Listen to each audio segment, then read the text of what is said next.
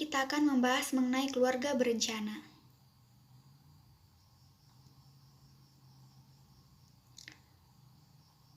Keluarga berencana atau biasa disebut KB adalah program untuk membentuk keluarga sehat dan sejahtera dengan cara membatasi kelahiran.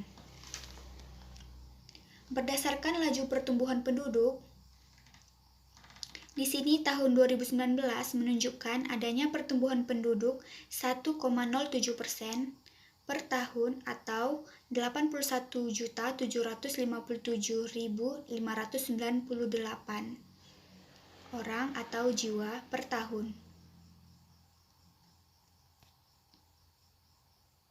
Jumlah penduduk tahun 2019 untuk Indonesia berjumlah 268.369.114 jiwa.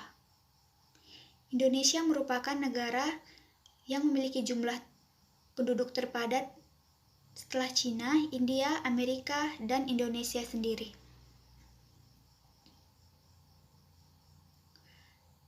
Jika tidak melakukan KB, akan adanya kehamilan yang tidak diinginkan, semakin banyak resiko aborsi, semakin banyak angka kematian ibu, semakin banyak juga angka kematian bayi, dan menambah HIV atau AIDS. Nah, solusinya, lakukan pernikahan ideal, yaitu pria 25 tahun dan wanita 21 tahun. Kemudian, mendatangi bidan atau pos pelayanan kesehatan lainnya untuk mengetahui mengenai KB. Metode keluarga berencana atau KB dibagi menjadi dua, yakni alamiah dan non-alamiah.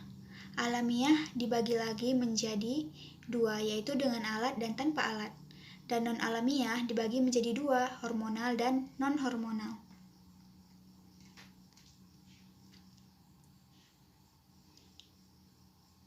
Metode KB alamiah dengan alat dibagi menjadi tiga. Yang pertama adalah kondom. Kondom adalah alat kontrasepsi dari karet agar sperma tidak masuk ke dalam vagina. Kemudian yang kedua, spermisida. Spermisida adalah zat yang dapat membunuh sel sperma. Digunakan dengan cara dioleskan. Kemudian, diafragma. Diafragma adalah alat yang menutupi uterus sehingga sperma tidak bisa masuk ke dalam uterus. Metode alamiah tanpa alat dibagi menjadi beberapa. Yang pertama adalah metode kalender. KB kalender di sini adalah KB yang tidak melakukan hubungan saat masa subur. Yang kedua, dengan metode suhu basal atau suhu terendah ketika istirahat. Kemudian, yang ketiga, melihat dari lendir cervix atau lendir yang dikeluarkan dari vagina. Ketika berhubungan, bagi yang tidak ingin memiliki anak, maka berhubungan di saat lendir tidak berwarna seperti putih telur. Kemudian, yang keempat, ada simptom termal atau kombinasi suhu basal dan lendir cervix. Dan senggama terputus. Senggama terputus di sini adalah pria mengeluarkan alat kelaminnya sebelum ejakulasi, sehingga sperma tidak dikeluarkan di dalam vagina. Metode KB non-alamiah yang hormonal dibagi menjadi tiga, yaitu yang pertama adalah pil. Pil adalah alat kontrasepsi yang diminum wanita secara berkelanjutan, terdiri dari 21-35 tablet. Yang kedua adalah KB suntik. KB suntik berfungsi mencegah pelepasan sel telur dari indung telur dan meningkatkan lendir mulut rahim agar mani tidak bisa masuk ke dalam rahim karena terhalang oleh lendir mulut rahim. Biasanya disuntik di bagian tubuh seperti paha, bawah perut, dan lengan atas. Umumnya yang digunakan adalah KB suntik 1 bulan dan KB suntik 3 bulan. Yang ketiga adalah implan. Implan adalah alat kontrasepsi yang berbentuk susuk dipasang pada lengan bagian atas. KB ini akan melepaskan hormon progestin untuk menghasilkan lendir di leher rahim sehingga menghentikan sel sperma agar tidak masuk ke uterus. Metode non-alamiah yang non-hormonal dibagi menjadi 3. Yang pertama adalah IUD. IUD umumnya berbahan plastik dengan huruf T yang dimasukkan ke mulut rahim. IUD juga bisa disebut sebagai spiral.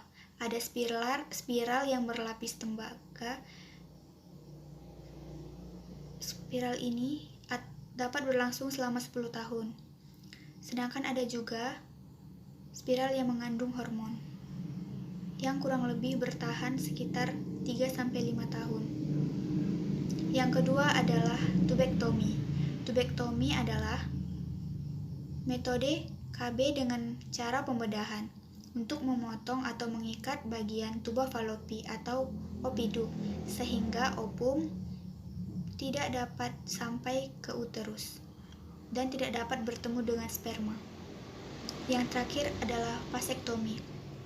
Vasektomi sama seperti tubektomi adalah cara pembedahan namun dilakukan pada pria dengan cara memotong atau mengikat saluran sperma vas deferens agar sperma tidak mencapai saluran semen sehingga ketika dikeluarkan semen tidak mengandung sperma. Bahan yang harus disiapkan untuk injeksi KB 3 bulan yaitu kapas, nanti ditaruh alkohol, kemudian KB andalan 3 bulan, dan spuit 3 cc.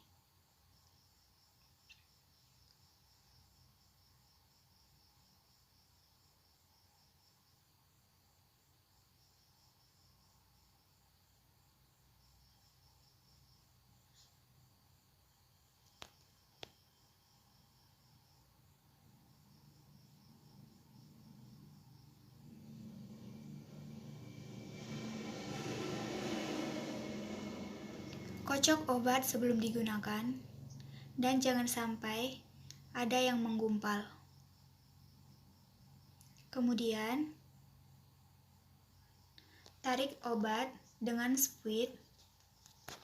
Usahakan obat harus habis dan tidak tersisa di dalam botol. Karena jika ada yang tertinggal, kemungkinan perkiraan KB selanjutnya akan salah.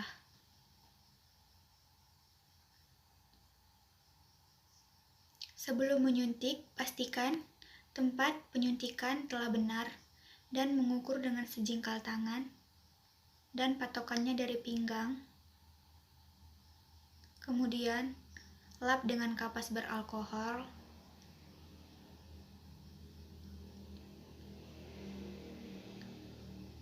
Kemudian suntikkan. Suntik secara perlahan